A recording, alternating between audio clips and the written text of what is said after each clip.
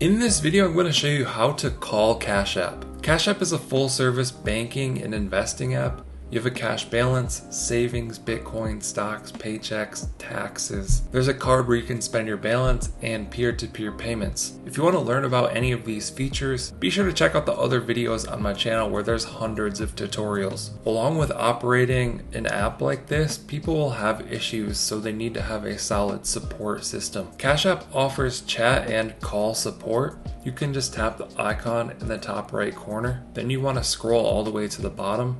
Tap on support, scroll all the way to the bottom again, and from here you can chat or call them. So with the call feature, this is only going to be during business hours, but if I tap on call, basically you're going to put in your phone number in this field right here.